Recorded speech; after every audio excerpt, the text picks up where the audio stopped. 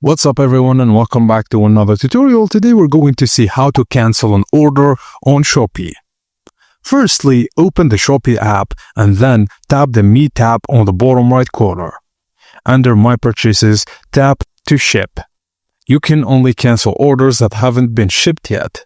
Tap the order you want to cancel and then on there, tap Cancel Order. If you don't see the cancel option, it likely means the seller already shipped it or the cancellation window has expired. Now, select a reason from the list and then tap Confirm. Tap Submit, and common reasons include order by mistake, change of mind, found cheaper elsewhere, and payment issues.